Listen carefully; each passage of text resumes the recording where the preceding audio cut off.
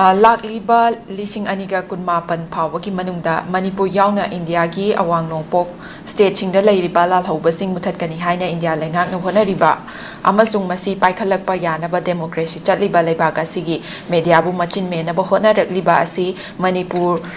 da leiriba mama singi oiba chapchaba phirep lauduna thengnagani haina ireipak ina chanura loina silon ichal gi president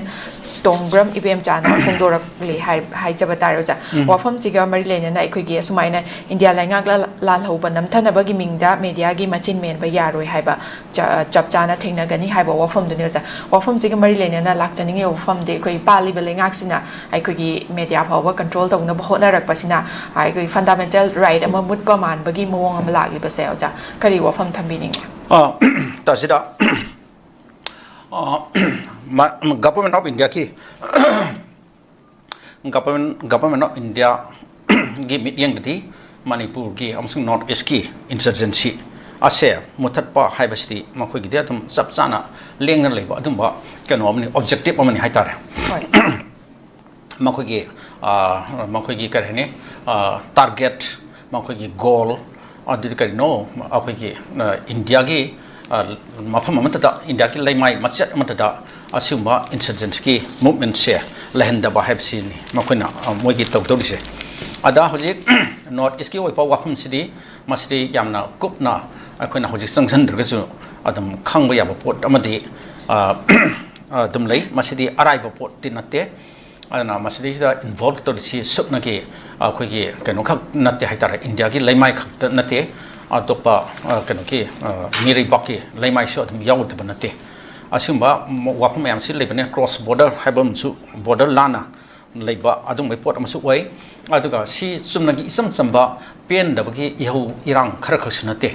aduga masida masagi ojaba thinana ba masagi keno tawnana ba gi karhane thaba phangdabdagi aduga pen dabdagi aimu manunga nungaina dabdagi na kana mang mathakta laman khungi kaina khallaga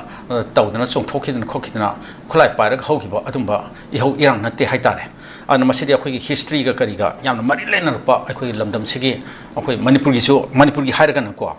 manipur gi su atumangai atugiti asam gi su kari su atai gi su atumangai aduna masidi akhoi history ga yam mari lena pot am oibanina adumba historical kanu mayam gi perspective lumdagi lakle hairaga masidi negotiate toba negotiation ama yamna ningkhisna kop na phajana tawrga sang adumba ma sangi hana ai hajaningi aduna military force na akhoi incidency namthagane haiba potdi akhoi asomda Jharkhanda adigi kano da Andhra Pradesh da adigi kai no asaida kano tokiba khotkiba akhoi Maoist amsung nationalism mutharkibdo muthali ka kana moina khanjaribodo adu wakhalda dikesu pangbuti loinamuti mulam khiroiba khulai parga lal hubo khotpa kem sarga khotlaka adiki mokhin thoktana khotna lan thingna bungambagi moi mapangal do loisile habigi wafum di onmati yai adu wakhal da pokhiba adu makhoigi leihoriba kano ki wakhal ki makhak mayam lerm gine ko u pambi tu yang that khraga make pambi le kano to resu kak khrasu marada lehuba maradi khradil tanang gine ba adu mayol do musum khala wa hanialite ba aduna hai base military power na akhoi Manipur ki amsung North East ki insurgency haise muthatpa ngamgani habasimdi khitang ki thaja wali aduna swaita na lapkan da tinga saki akhoi political talk haibase ya tena mathau tare na akhoi ai haijan ha tare ana political talk lom da ona military power ki mahutane political talk lom da ona meeting sangaga madudana madu work hen to dana yamna kana ba productive oigane na ai adman khanje adu ma potu lakpata rakati adu magi thabak to madu initiate to ba hogragati masagi akhoi violence ko oiba kano to mayam se madu me thokdok singsu adum handagani na khalle hoja ko jong yam kana thopachu leitre dana adum marmakta ta kano da no amuk sum thorpai wani aduna ngasai political talk lom da political negotiation haitare ne ko masai do ni yemi na phagani na ai masima ai na personal opinion aduga amarum da ngasai ki hoje handakta government of Manipur ki akhoi home department na thorkiba media da piba advisory amada akhoi ki lalhoba singi pau phungba yadaba adike unverified news phungba yadaba khotaba kai no haibra sing mayam lekre ko hoi adu pir khare ado haribu wafam sing se anobu na teba asumaki government ki advisory si mamang da so dom piduna lai marmakta ado hai sing se adom keno to hai tare masi adum debatable ne aduga haina bi aba yet na bi aba wapum adum oi mari maram di kari no da mado makhoina fully implement tong nam khonar padana manipur da media amat work to ngamoy manipur da media zu lei ro ado media ki machin men hai ba ki thabak to ado ajsi pot da adum lak tu ne ba ado media ki machin men ba se ka sung ngamoy ya roi mamang da ai isamak na su akhoi editor oin khotna lenge matan da ai khoi adum ba advisory se mamang da yam phangre yam na thengna gre ta gre ado hai sing si ya ru da adum akhoi manipur da lei ba hojiki situation se manipur di conflict situation ma lei ri da na aduna sigi keno mayam si lei ba sina yeng le ga akhoi su nakan yenga tap na mayai da adum ta na ba chat na khona ba ne ba yang soft and neutral among da chat na khona ba ne ba media manipur media jing se hauji keno da ma khoin haire la lobi pau phung ya roi na haire ade la lobi pau thing ha le tana press release adum thador gli natra ada haire sing si phung de hai media mayam si pu work to ngam gidraba mambang na thogo kaya man lekre atman government phung ya roin har pati phung dare adigi amung asongi akhoi ge keno dana la ru mayam dana phung de ya roi phung de akhoi noi loina mu thupsel ne thingzel ne na hai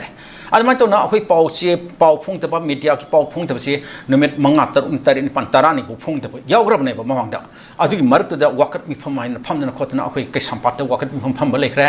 adigi kai sampat lemajam lekai da pham kre press club ki mamang da phamaga adum leiba yaw khram ne ba aduna pokse phung da ba media ki ate channel mem pau phung da ki thodok sina numitun yamsil kan da ti miam da pi ga ba right to information mat le dana ade miam si khoirang khoi sauna re miam ki pen da ba hen ka le state amal le kan da media ha si yaw da ki kam da na akoi state to development karong da puruk tu no natra ta jira media si yaw da sanya ya da ne media ki value media ki importance media ki significance government so atum khang ye ne ba adu khangna achim pot si makhoina impose da nam khona rak matam da ya da pot si khar le ba adai du da kaduma khar khana ba ya ba macha khar di adum leita ba na te ba aduna simui thogok si leibai neina matunga keno taw da hoji ya na da ba pam da ba unpleasant situation thok da na ba oi khana mi na ba ma thok tai asi buki thakti